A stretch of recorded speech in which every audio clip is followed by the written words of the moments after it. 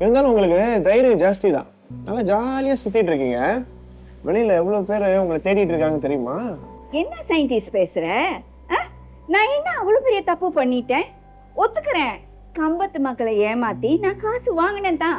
அந்த காசெல்லாம் தான் திருப்பி வாங்கிட்டாங்களே. அவன் அவன் அநியாயத்துக்கு மக்களை ஏமாத்தி வீடு வாங்கி காரு வாங்கி நல்லா செட்டில் ஆகி சந்தோஷமா இருக்கானுங்க. டேய், அவனுங்களெல்லாம் கம்பேர் பண்ணா நான் ஒண்ணுமே பண்ணலடா. டேய், அவனுக்கு வேலை வெட்டி இருக்குல்ல, சாப்பிடணும்ல, குடும்பத்தை பார்க்கணும்ல, அதை விட்டுட்டு ரோடு ரோடா என்னைய பழி வாங்குறதுக்கு சுத்திக்கிட்டா இருப்பானுங்க.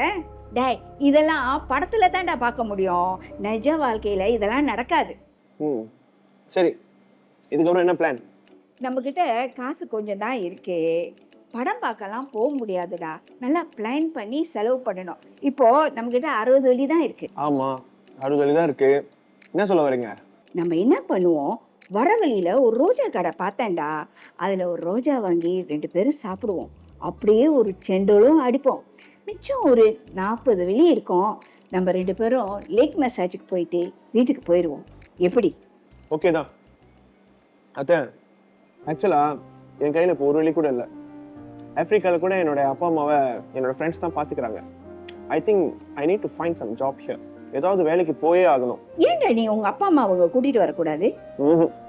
என்னோட அம்மா அப்பா இங்கே வர மாட்டாங்க. இப்போ எனக்கு இங்கே கன்ஃபார்மாக வேலை கிடைச்சா கூட அவங்களை இங்கே கூப்பிட்டு வர்றது ரொம்ப கஷ்டம்.